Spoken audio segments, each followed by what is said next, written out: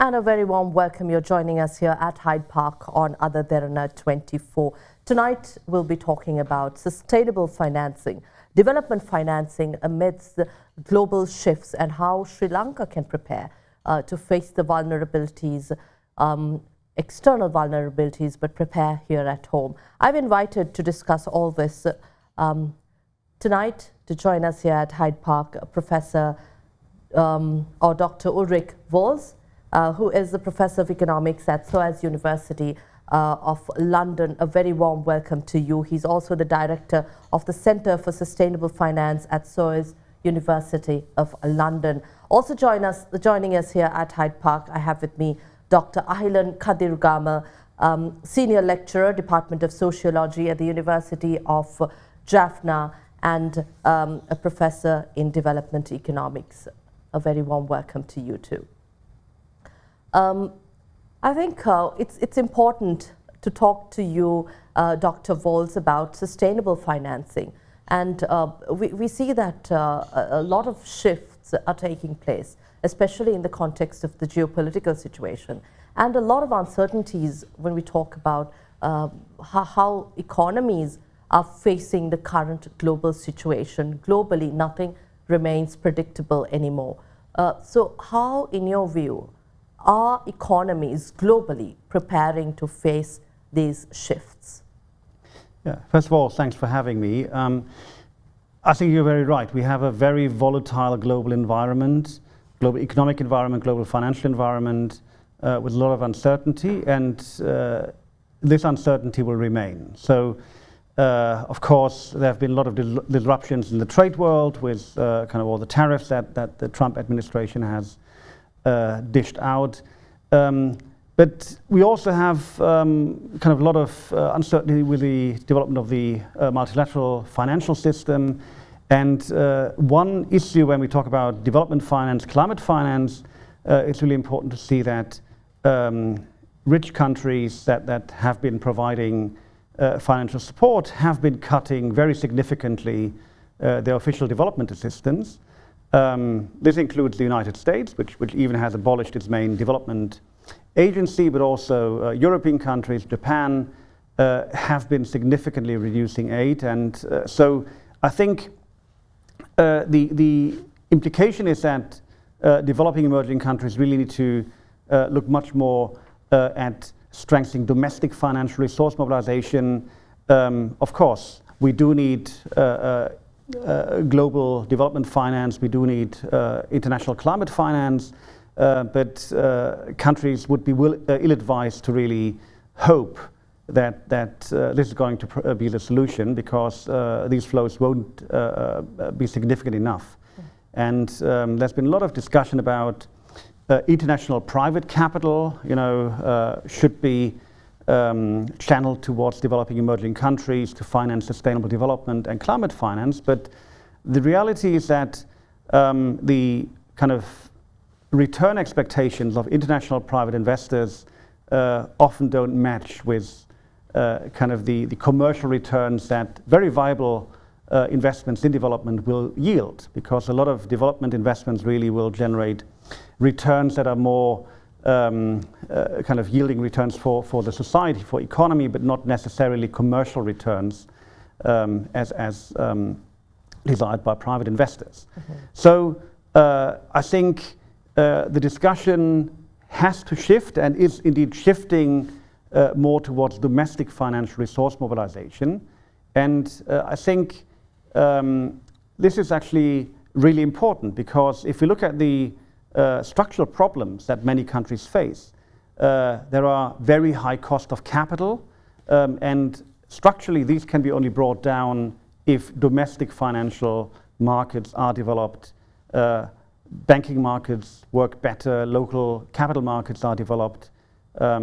So external financial support can only be complementary. It cannot really address the structural problems. Right. With that explanation about the situation globally, Dr. Ahilan Kadirugama, with your expertise here in Sri Lanka, working in development financing and banks, how do you think the high costs of capital and the development of the local banking markets is shaping the situation here in Sri Lanka. Are we preparing ourselves to face the situation that the entire world is combating right now in terms of the uncertainties and vulnerabilities, and also looking at how we strengthen our local markets? Thank you for having me, Indeewari. So if you look at what's happened in Sri Lanka over the last 3 years, we all remember the big crisis in 2022, and if you recall, the interest rates in Sri Lanka went up, the lending rates, to effectively almost 30%. And then we saw a number of SMEs just going bankrupt. Right? You can't survive in such a high interest rate environment. And I would say even today, the interest rates are way too high for a real production economy to move forward. The central bank's policy rate now is about 7.75%. So effectively, banks are lending 3-4% higher than that, so 12-13% if you're lucky, right? But it could be even much higher. So that is also, I would say, part of the reason why our economy isn't growing, right? Because you need low-cost capital for investment, and it's investment that drives growth. And I've been talking to Professor Uli about the idea of the need for a development bank in Sri Lanka. Now, I myself, over the last 6 years, have been the chair of what is called the Northern Cooperative Development Bank, in my voluntary capacity. It's a regional cooperative federation under the Cooperative Act, but we use the concept of a development bank to be able to invest for the long haul with the cooperatives, to provide all kinds of services. Concentrating the northern region of Sri Lanka. So its mandate is only to work within the northern province. But I've always felt that there is a need for a national development bank. We did have 2 national development banks in the past, DFCC and NDB, but they were both privatized and commercialized in the 1990s, which I don't think was a good idea. And now there's a revival in interest in the need for development banks. I lived in Japan for 11 years, first working there as an engineer, and I was really fascinated by the history of Japan, where it was the Japan Development Bank that was crucial for the development of Japan after the Second World War. And I think there's probably similar experience in Germany, and I think Uli has a lot of experience also working in different countries. So does Germany also have development banks that are state-run? Absolutely. And in fact, more than 50% of the German banking system actually constitute of public banks. These are mostly public savings banks, which are owned by municipalities, right, which are basically operating just at the local, regional level. And they do mostly, kind of SME finance, also of course household finance. Right. But we also do have a number of regional development banks, and also a national development bank, KfW, which is often seen as a kind of poster child of what public development banks can do. And right, just if I may follow up on Ahilan's point, it's actually very interesting how the discussion around public development banks has shifted totally in kind of the international discussion, also in economics. When I studied economics some time ago, kind of the narrative you would get when you study economics is, kind of public development banks, will be inefficient, maybe even corrupt, but private finance will be much more efficient and will be really solving our problems. But the reality is that commercial financial institutions tend to be rather short-termistic. They of course focus on areas that are profitable for them, which is totally okay, but a lot of critical areas of development, and that also includes important investments in, say, climate resilience, which are really vital for our economies, because otherwise we're gonna have suffer greatly from climate shocks. Right. We need investment in these areas, and banks with a public mandate, if they're well governed, can really help to deliver finance into these areas. Right. I think I interrupted Dr. Ahilan too, but it's good to hear the German model, what worked for Germany, and how the conversation around the development banking is shifting across the globe. So here in Sri Lanka, are we ready for this? I think so. Now, the NPP in its election manifesto has stated that Sri Lanka should have a national development bank.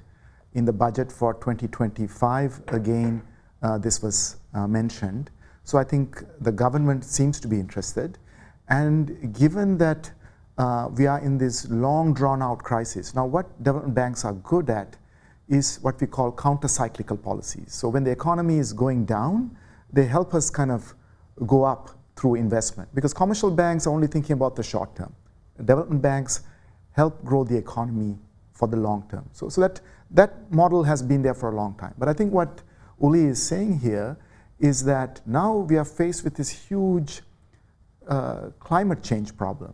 Now, I work quite a lot in the rural economy with the cooperatives, with agriculture cooperatives and so on, and it's not the same. Agriculture is not the same that it was 3 decades ago, right? Now, farmers can't predict, and so we need a new structure, right, of supports for the economy.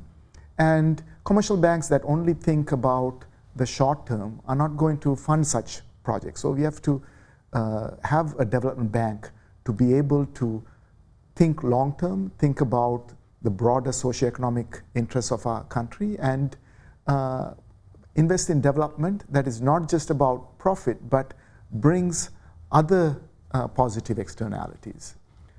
So I think climate change is not only in Sri Lanka, all over the world, it's a big problem. Now, some people say that, from billions to trillions, that there will be financing for climate change. But Uli, I'd be kind of curious to hear what you think. How should we address the climate financing sort of question? And to also add to that, climate financing. We've been talking about climate financing a lot, whether it's debt to GDP, or whether it's debt to finance, debt to climate, swaps and all that. But this still sounds a little alien to most of us here. So if you can maybe shed some light to it and also address Dr. Ahilan's query. Yeah, I mean, I think there are instruments like debt for climate swaps, where existing debt held by the government is converted into swaps, where basically part of the money that the government would have to repay is then used for climate investments. These can be useful instruments, but they are not really structural solutions. Yeah? So the same way that international climate finance is needed, but it can only be complementary. Because if you look at the climate investment needs, they are enormous.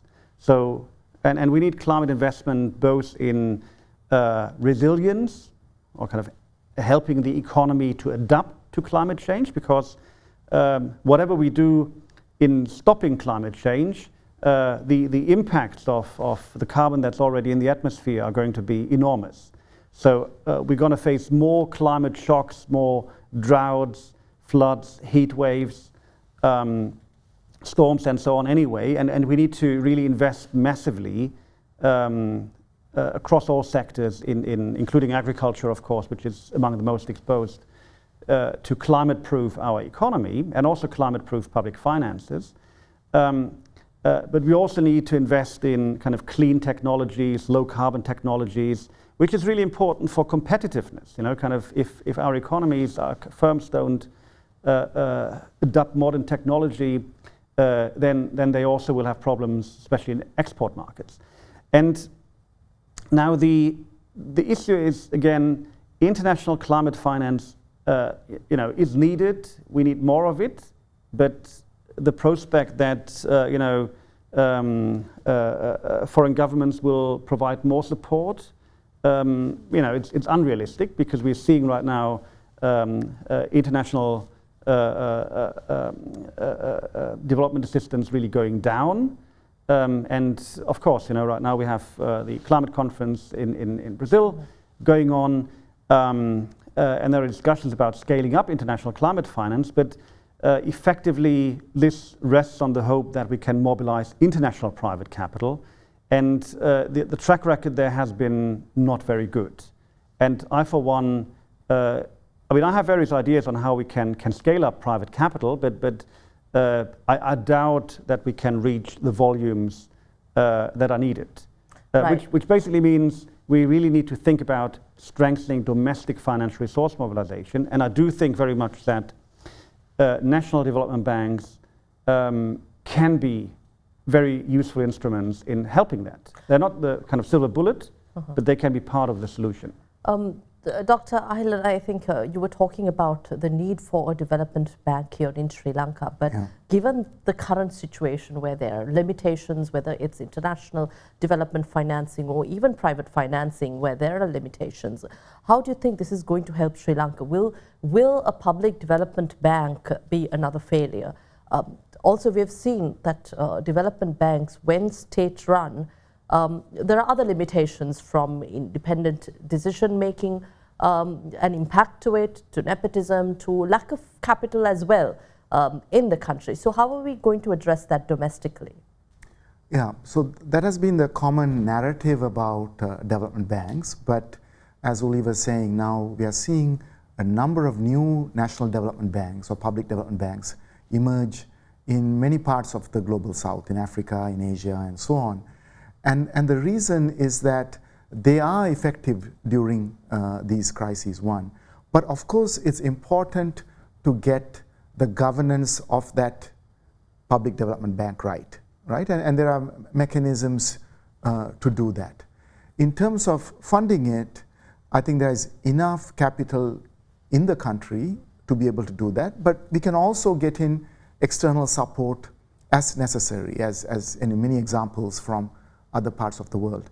But I must also say one thing, that while a public development bank is important, it is only one part of a larger sort of project of developing our country. So industrial policy has to go along with it, trade policy has to go along with it.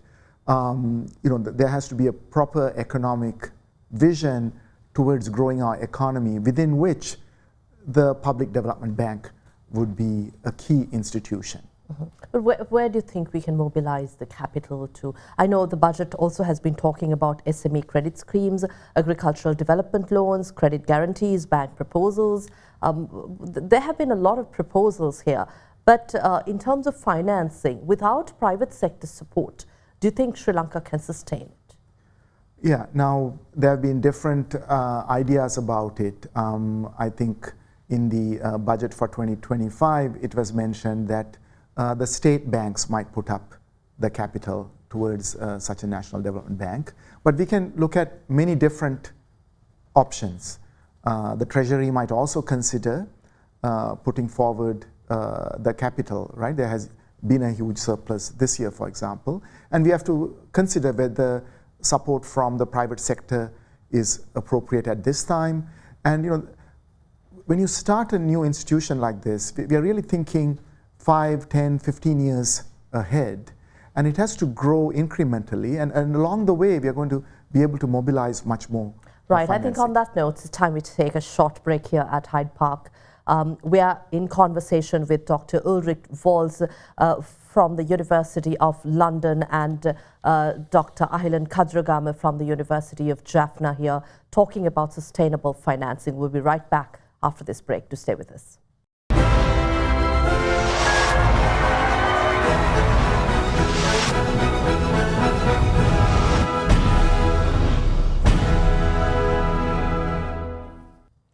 Welcome back. We are in conversation with Dr. Ulrich Volz and Dr. Ahlan Kadragama about development financing, sustainable financing, and how Sri Lanka can prepare to learn from the rest of the world, but also come up with Sri Lanka's very own program to address financing requirements as we move forward from crisis to reform and growth. Dr. Ulrich, I think you've been talking about the international financing constraints, where we can look, but also what we can do. But what examples? I know Dr. Ahilan spoke about Japan, Germany, where you come from too, for how development banking systems have been better integrated, public development banks in economies. But what success stories can you share with us here in Sri Lanka? And what policy priorities have these countries focused on to help economies grow with the support of development banks? Yeah, you mentioned before the role of governance, and I think that that's an absolutely critical factor. So as with development banking, as with everything else, you know, kind of you have good examples, you've got bad examples. Mm-hmm. In private finance, we also have well-run financial institutions, but we also have terrible commercial banks that cause crisis and so on. So governance is really key, and maybe I can give you the Nigerian example. So in Nigeria, actually, there's a kind of very colorful history of development banking. Most of it actually is a bad example. Mm-hmm. So after independence, Nigeria set up a couple of national development banks, which were basically all badly governed. They gave out political lending and had rundown balance sheets. And around 15 years ago, the finance minister and central bank governor said, we need to stop that. And they basically shut down the old failing national development banks and decided to set up a new one because they recognized Nigeria does need a national development bank. And they set up a new one with support of some international partners, including the African Development Bank, European Investment Bank, World Bank, German KfW, the German Development Bank, and established a new institution with a very strong governance framework. Basically, the board of directors consists of independent experts. There's only one government representative on the board. So to really make sure that the governance structure is strong, there are very rigorous standards when it comes to hiring staff. It's exclusively merit-based. And so, you know, these are kind of some safeguards that can help you to build a strong institution. And this bank has been operating now for, I think, almost a decade, very successfully. You know, kind of, it's not run fiscal deficits, and I think that's an important point to recognize. There was questions before about, you know, how to capitalize it and how to finance such an institution. Of course, you do need capital, and, you know, kind of there are different options to capitalize the National Development Bank, but the financing model should be one where the bank is really operating with profits. So it should not be an institution where the government needs to, you know, kind of provide subsidies all the time. If you have a well-managed public development bank, it should be self-sustaining, and in fact will become a vehicle to really create new credit, finance new investments. So it's a totally new source of development finance that will not strain the government budget. Mm-hmm. But only if you really set it up in the right way, because, you know, there have been also examples in Sri Lanka, more recently, for example, Lanka Putra was established, but it was really set up from the beginning, basically, in a way that it would not succeed, with very weak governance structures, you know, kind of, the board was not independent and so on, political lending. And then, you know, it happened what had to happen. But it can be done differently, and we have these very good examples. And you know, if Sri Lanka is going forward in establishing a national development bank, there are really a lot of good, you know, best practice from other parts of the world. And it's not just, you know, kind of looking at Germany or Japan, but really looking at developing emerging countries that have been successful in building strong institutions that really make a difference in financing development. Dr. Khadragam, I think that takes us to whether Sri Lanka is ready to really formulate the necessary policies, bring the regulations to ensure that a development bank can sustain without a future failure that we had faced or that you had explained earlier. So that's one question. And secondly, how are we going to meet the gaps of financing? What instruments can we look at? And how do you balance private sector credit and also public financing? Yeah, I think over the last many years, our regulatory systems have become much stronger. And we also have to be careful that regulation doesn't become a straitjacket where the economy can't grow. So it has to be fit for purpose and appropriate. And I think Sri Lanka has strong systems, but even with this development bank, we have to, of course, think about that, right? Now, going forward, as I mentioned, this is going to be a long-term process. So initially, there would have to be a capital injection in the sense to kind of provide the equity for this new development bank. But along the way, now if you look at our economy now, there is sort of excess liquidity, right? That all this money is not really going into productive investment. So I think that the key thing with the development bank is also to have a pipeline of projects. So in other words, it has to have a purpose. Now if you look at our economy, one of the real weak points of our economy, it hasn't really diversified. We started with, from colonial times, first coffee, then the tea plantations, and tea was our main export product. And then we kind of shifted the last 40, 50 years to garments. But really, for our economy to be robust, we need new sectors, right? And for that, we have to have a development bank with a long-term vision. And a development bank is not, supporting individual producers, but larger projects that would set the structure of our economy. For example, many people believe Sri Lanka being an island nation, we've kind of developed the skills in boat building, for example. Then we might even be able to export boats. Or even if we take our domestic economy, so many of our citizens are involved in agriculture, in farming, and so on, but there is not enough value addition. In other words, they're not getting real value for what they're toiling so hard for. You look at Thailand, for example, right? Their agriculture, their food system has been able to upgrade all that. So we would need, for example, cold chains that maybe a firm could focus on. But all of that needs long-term financing.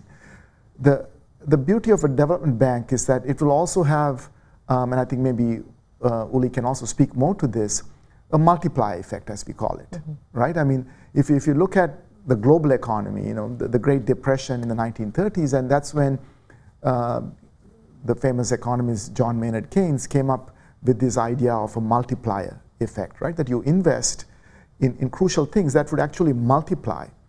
And so with a development bank, if these new structures get started, then all these excess liquidity domestically can be invested and it will create more profits, more money, and that's how our economy grows. So it's not for the shortage of funds that our economy is not growing, but it's not being channeled into productive investment. So what investments would you say are urgently needed right now? You work at grassroots level. Yeah. And when you talk about people of Sri Lanka, the economy, where would you suggest these investments should urgently be directed to? Yeah, no, there has to be much more consultation, get everybody from the business community to talk about it, but I can speak to a few sectors. First and foremost, agriculture. When I say agriculture, fisheries, livestock, dairy, so these sectors need upgrading, right? Because the world is changing. We need to modernize, and so that is one. Or we talked about climate change, right? We are just depending on renewable energy projects from external actors, and sometimes they don't even come with good terms, right? We pay much higher costs, but slowly we have to build up our own capacity to build renewable energy, so with this small solar projects and so on, right? Or even if we take very basic things. Now in Sri Lanka, we are importing everything, right? We, for example, the coconut is a big sector here, but most of our coconut oil expellers, we import them. So if we have light manufacturing, then that's where we can get the major productivity gains. And of course, now it's a priority for the government in terms of digitization, and we can fund the sort of IT digitization infrastructure for larger companies to take this forward. So there are many things that we need to do, but with a long-term view, and that is where, you know, long-term financing at affordable cost of capital, that is where the development banks can play a crucial role. I think Dr. Ulrich will also have something to add. And we were talking about instruments, but green bonds, sustainability-linked loans and guarantees are most promising. Would you say, or would you disagree? They can be useful instruments. You know, they are not the panacea. They're not silver bullets. They are basically instruments to signal to the market, you know, kind of that the institution that's issuing these green bonds or sustainability-linked bonds is going to use the proceeds to move things in the right direction. I mean, you can also issue kind of plain vanilla conventional bonds and finance the same stuff. But you know, kind of it's a good way of raising awareness of sustainability investment. Actually, the green bond market was actually very much developed by public development banks. So they were the first institutions, the European Investment Bank, the World Bank, they were the first institutions to actually issue green bonds, and this has become now mainstream. But since you mentioned bonds, you know, this is actually an area where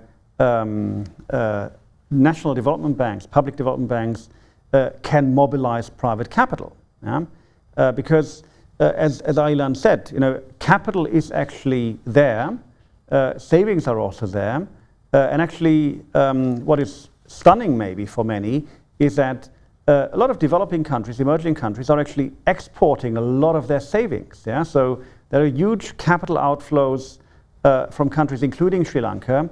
And you know, I work in London. You know, kind of for us, it's great. You know, kind of the city of London is very happy to get all the financial flows from the rest of the world.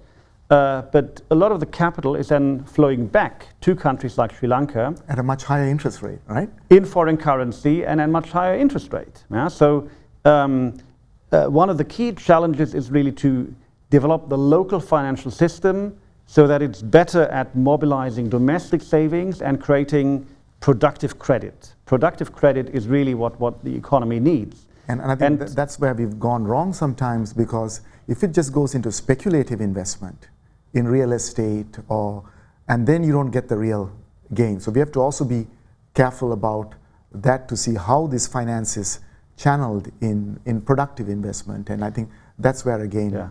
And maybe if I can just add, you mentioned kind of long-term finance. You know, if we talk about development, really development investment needs to involve a lot of long-term finance.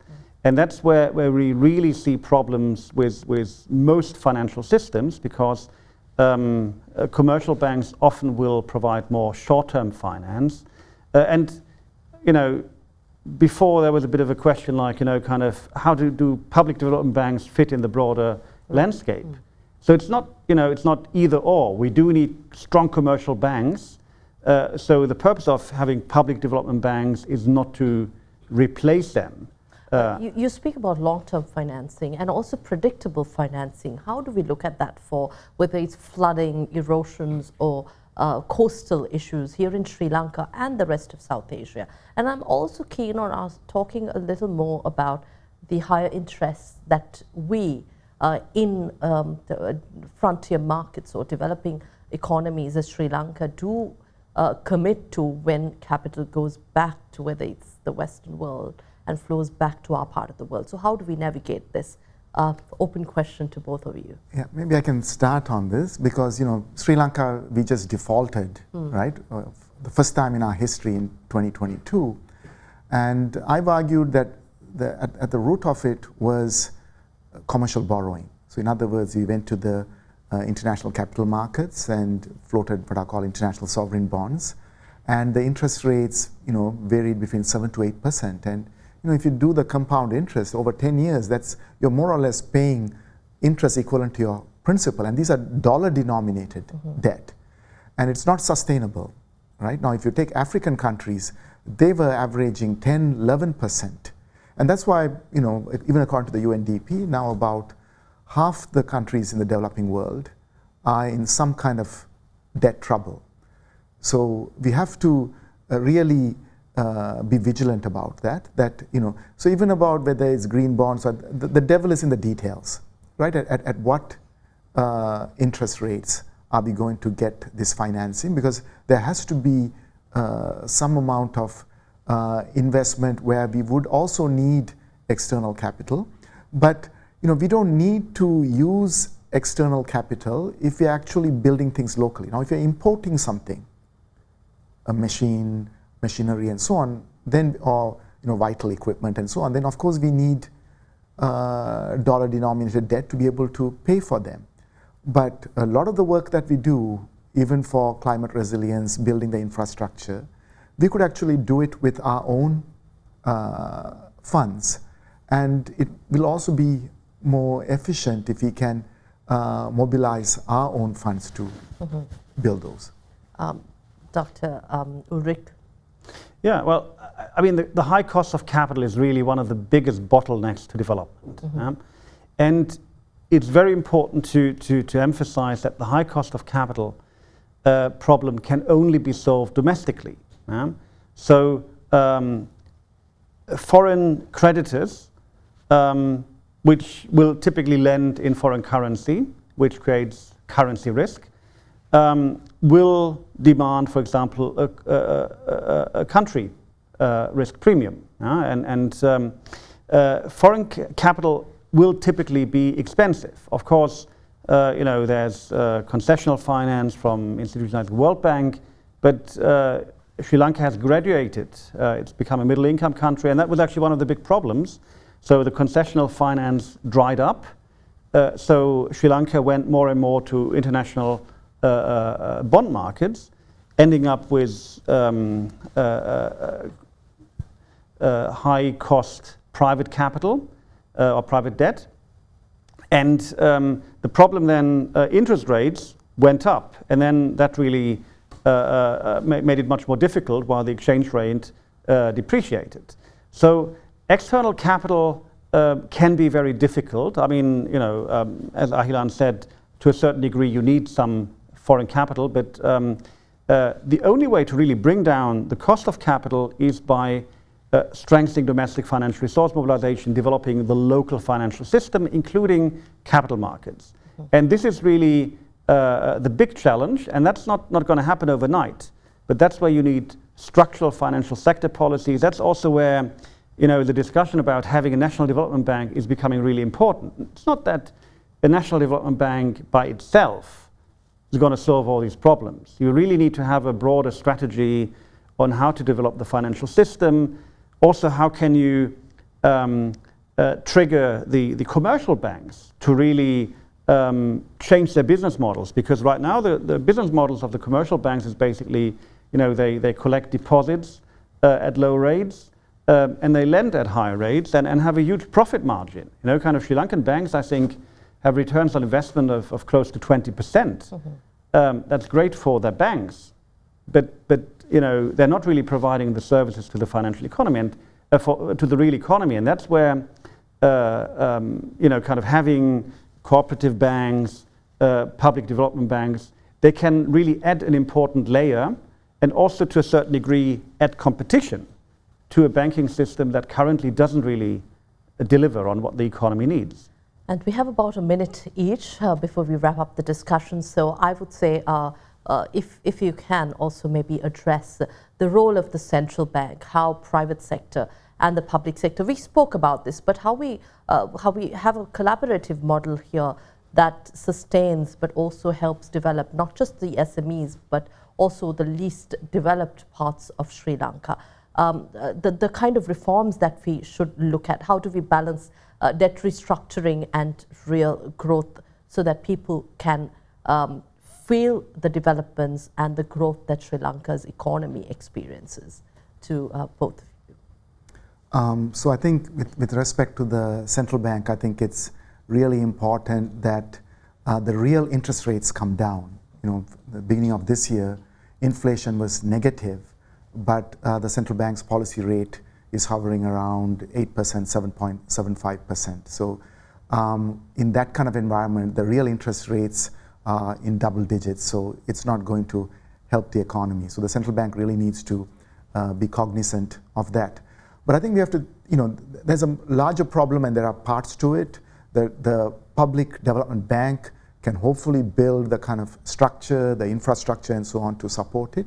But we also need a lower layer of cooperative or rural cooperative banks or cooperative development banks to work with farmers, fisher folk, to be able to also raise their livelihoods. So there is not one solution, but a public development bank is a crucial part of getting our economy out of this crisis that has been long-lasting. Dr. Ulrich Volz? Well, I mean, the central bank does play a crucial role. Of course, the central bank has a mandate for maintaining macroeconomic stability, price stability. But the central bank is really a crucial player, and it's also not really a neutral institution, because whatever the central bank does will have huge repercussions on the economy, and it will also have repercussions on the structure of the financial system. And I think one has to be very careful in kind of overloading the central bank with too many obligations, but the central bank, I think, has to play a proactive role in helping to develop the financial system in a way that it really delivers. And that doesn't mean that it should provide capital or whatever, but I always like to say central banks are market shapers. And we really need to have a vision for our economies, our financial systems, and so we need the government, we need the central bank, and really all relevant players to think about what is a kind of economic development model, economic strategy, and what kind of financial system do we need for it. And the central bank has to be part of that discussion without overloading them.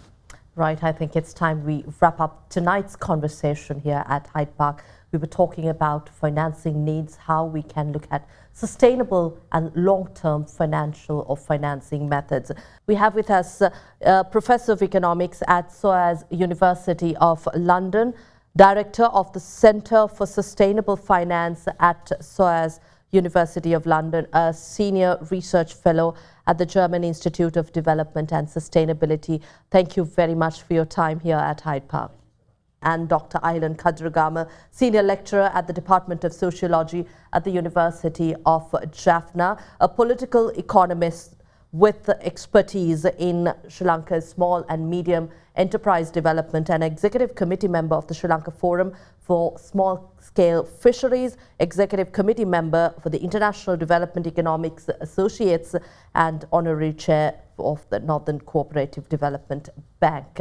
Thank you very much, Dr. Ahilan and Dr. Ulrich, for your time here at Hyde Park. We'll see you again next week with yet another discussion here on At Derana News Channel. Have a pleasant evening. Good night.